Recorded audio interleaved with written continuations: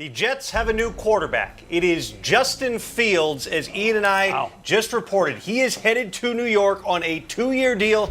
This is exactly the type of move the Jets should be making, which is let's go and try something new and young. And let's get Garrett Wilson and Sauce Gardner and the young Turks of this team and Breece Hall with a contemporary in age and let them grow together.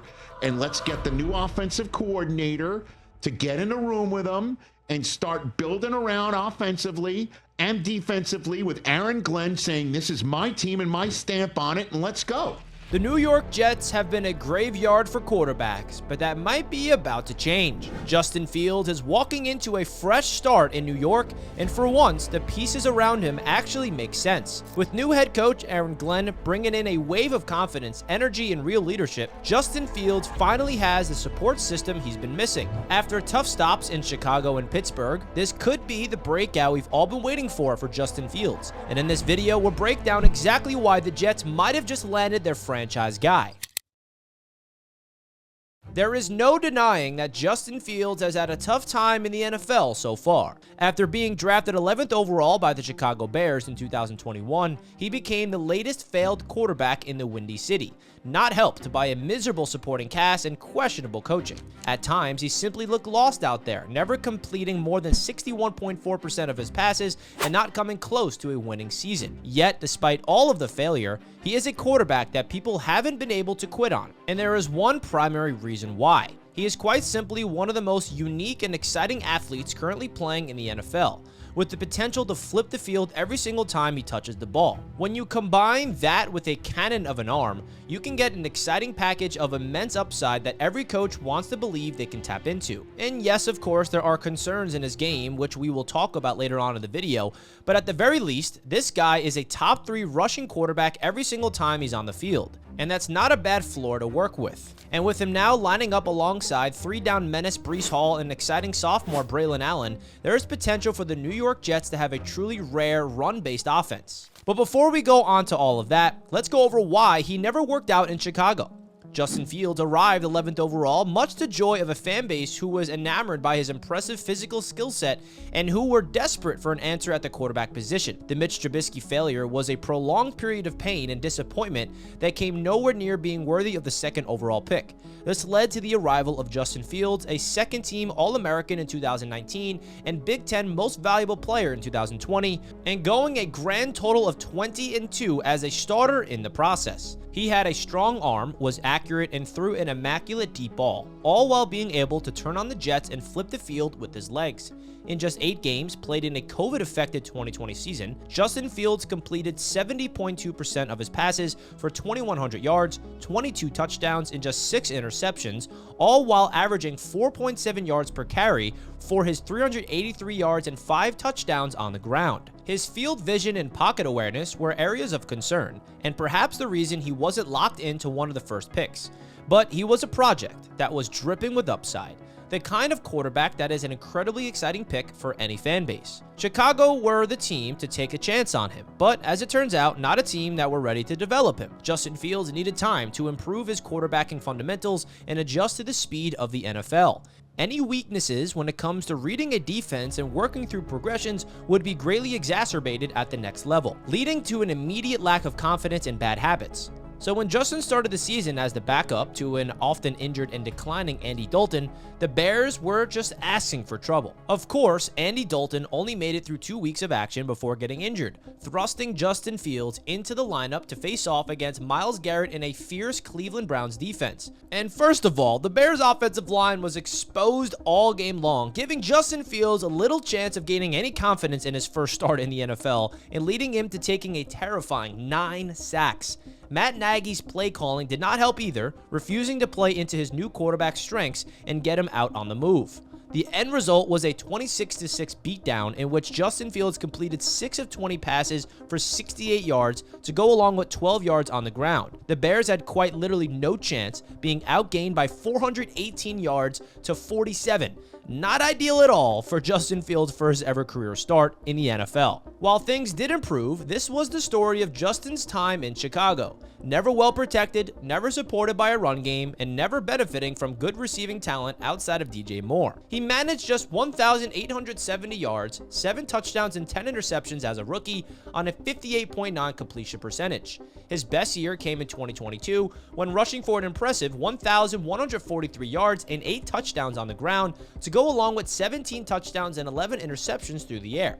However, he never quite managed to push on and develop onto that season. In 2023, he completed a career-high 61.4% of his passes for 2,562 yards and 16 touchdowns to go along with 9 interceptions, as well as 657 yards and 4 touchdowns as a rusher. These are disappointing numbers for a quarterback's third season in the NFL, but he did at least manage to finish the season with a promising 4-2 record in the last 6 games, with the signs of genuine improvement. So much so that there was a strong part of the Bears community that wanted Justin Fields to stick around instead of going down the route of selecting Caleb Williams. Apparently not swayed by his late season flourish, or perhaps simply enamored by the generational prospect that was Caleb Williams at the time, the Bears decided to cut ties with Justin Fields after that 2023 season. They had given up on their 11th overall pick after just 3 seasons, having given him little support, 2 different head coaches, and never quite playing to his strengths. Of course, Justin Fields himself is not free of guilt.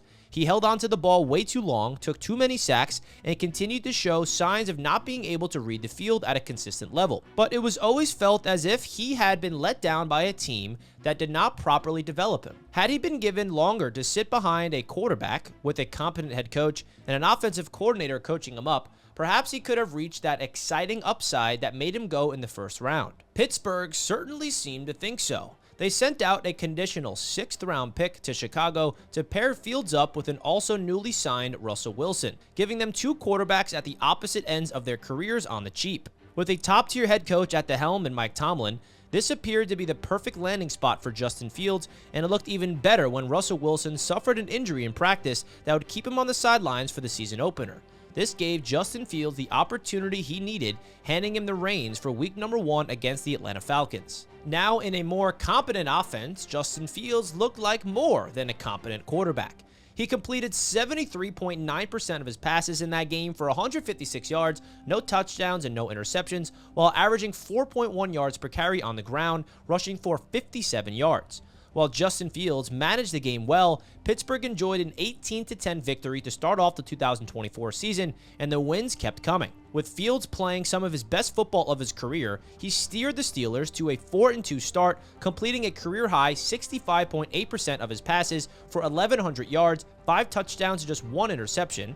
He also made an impact with his legs, of course, picking up 231 yards and 5 touchdowns in those 6 games as a starter. All of a sudden, you look up and Justin Fields was putting up good numbers, winning football games, and had a rock-solid passer rating of 93.3, which was a career high. Career back on track for Justin Fields, right?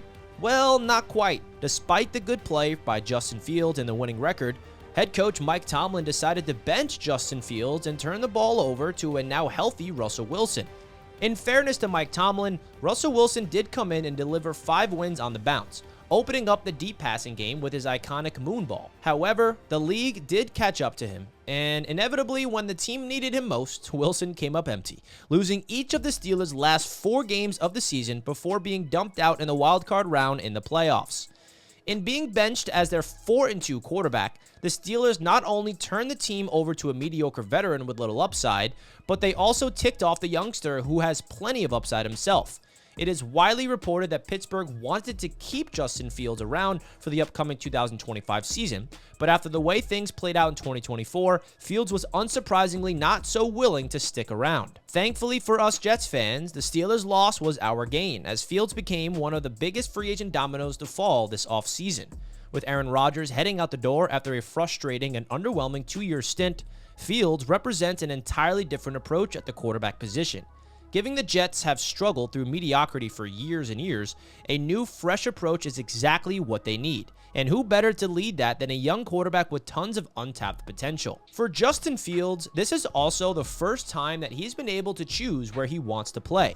And he was sold on the New York Jets for one specific reason: Aaron Glenn, their new head coach. He told the New York Jets in an interview that Coach Aaron Glenn was the #1 factor in his wanting to become a Jet, stating, quote, "I've played against him early in my career. I know how passionate he is for the game, the way he coaches, the way his players play. So I think that was the biggest thing for me." It also makes sense that Aaron Glenn himself was so eager to get Justin Fields in the building. He knows more than many what a handful Fields can be to game plan for, seeing as Fields had so much success against him when he was the defensive coordinator in Detroit.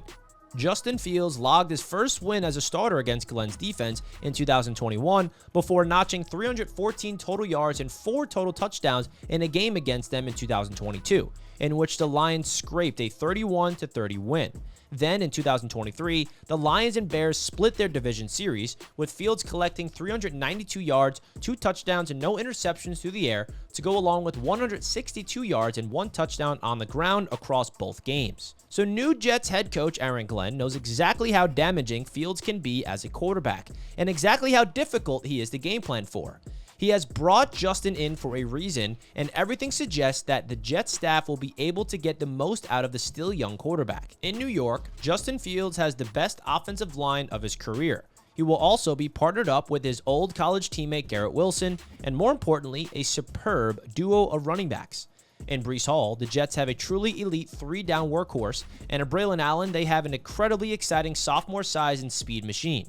And with Fields now under center, they have a unique and terrifying rushing trio, which could wreak havoc for the New York Jets in 2025. All 3 running backs are a legit danger with the ball in hand, and could take any play to the house. Similarly, both running backs are effective pass catchers, particularly Breece Hall, meaning new offensive coordinator Tanner Engstrand can get creative with his play calls and confuse the heck out of defenses. For the first time in his career, Justin Fields is going to play in an offense that is entirely built for and around him.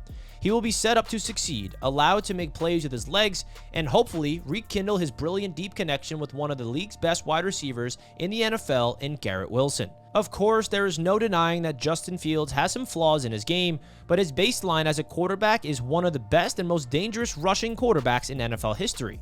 With 2 quality running backs alongside him and a good offensive line to play behind, this could produce a rush attack for the ages. Then, with Justin Fields being more comfortable and playing his more natural of a game, there's no reason not to believe that his passing game can't be elevated further. There is some upside in this unique quarterbacking package for sure, and the New York Jets might just be the perfect place for Justin Fields to deliver it. So, is the future of the New York Jets Justin Fields'? And how do you think their outlook for the 2025 season is going to be? You guys let me know in the comment section, Jets fans. If you enjoy this type of video and if you want to see more content like this, let me know in the comment section. And of course, don't forget to subscribe and hit that like button. Appreciate you guys, and let's go Jets.